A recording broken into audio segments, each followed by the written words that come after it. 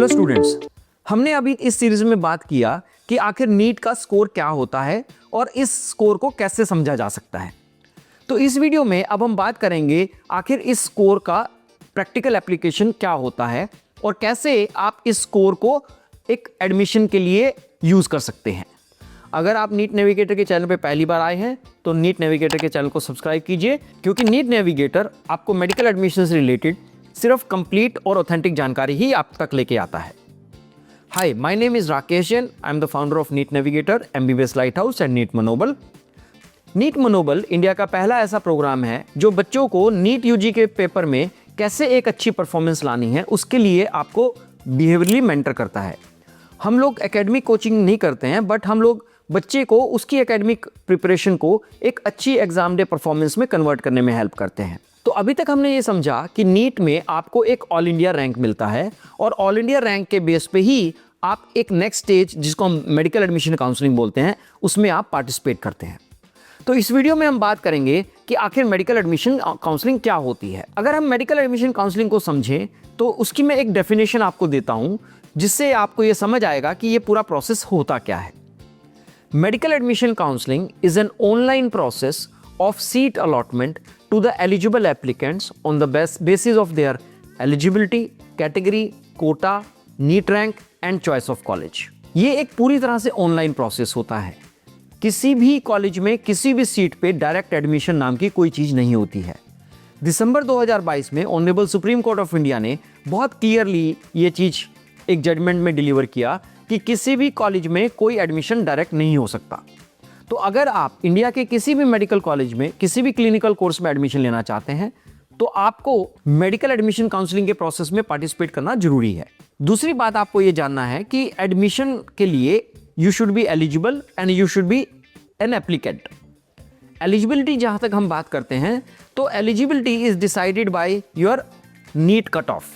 NEET cut off general category के लिए 50th percentile होती है। अगर आपका स्कोर नीट कट ऑफ से कम है तो आप मेडिकल एडमिशन काउंसलिंग के लिए एलिजिबल नहीं होते हो, और अगर आप मेडिकल एडमिशन काउंसलिंग में एलिजिबल नहीं हो तो आप किसी भी क्लिनिकल कोर्स में किसी भी कॉलेज में एडमिशन नहीं ले सकते हैं। तो किसी के लालच में मत आइए, किसी के झांसे में मत आइए, जो आपको अगर ये कह रहे हैं कि वो आपकी सीट बुक करवा देंगे, आपकी डायरेक्ट कॉलेज में बात करवा देंगे, प्लीज़ वो आपको कहीं ना कहीं चीट करने वाले हैं। दूसरी बात जो जरूरी है कि किसी भी एडमिशन के लिए आपको काउंसलिंग में अप्लाई करना जरूरी होता है। अगर आपका ऑल इंडिया रैंक 1B है और अगर आप काउंसलिंग में अपने आप को रजिस्टर नहीं करते हैं तो आपको कोई सीट अलॉटमेंट ऑटोमेटिक नहीं हो सकती है। इंडिया में जितने भी मेडिकल एडमिशन्स होंगे वो 32 डिफरेंट काउंसलिंग्स के थ्रू होने वाले हैं। उन अलग अलग तरीके की काउंसलिंग्स का क्या रेलेवेंस होता है ये हम आने वाले वीडियोज़ में डिस्कस करेंगे, और आपको ये समझना होगा कि कैसे आप कौन सी काउंसलिंग में पार्टिसिपेट कर सकते हैं, उसको आप सिलेक्ट करना है। आखिर हमारे देश में इतनी सारी काउंसलिंग्स क्यों होती है ये हम एक आने वाले वीडियो में डिस्कस करेंगे और आपको समझाएंगे कि कैसे इन अलग अलग काउंसलिंग्स की क्या रेलेवेंस होती है। तो आपको मेडिकल एडमिशन काउंसलिंग में अप्लाई करना जरूरी होता है अगर आप सीट अलॉटमेंट सीख कर रहे हैं। तो जब आप अप्लाई करते हैं तो वहाँ पे आपको जो सीट अलॉटमेंट होता है वो आपके eligibility, category, quota, NEET rank और आपके चॉइस ऑफ कॉलेज पे होता है। जब हम बात करते हैं कैटेगरी की तो आपको ये जानना है कि कैटेगरी दो तरीके की होती हैं। एक जिसको हम बोलते हैं वर्टिकल कैटेगरी, दूसरा हम जिसको बोलते हैं हॉरिजॉन्टल कैटेगरी। वर्टिकल कैटेगरी में आपको रिजर्वेशन EWS, OBC, SC और ST के बेस पे मिलती है।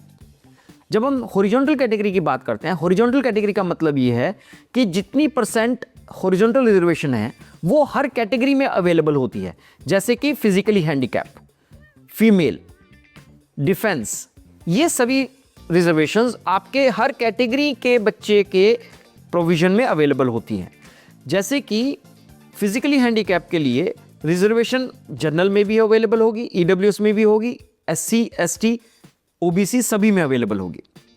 सिमिलर वे फीमेल सीट्स भी आपकी सभी कैटेगरीज में अवेलेबल होंगी।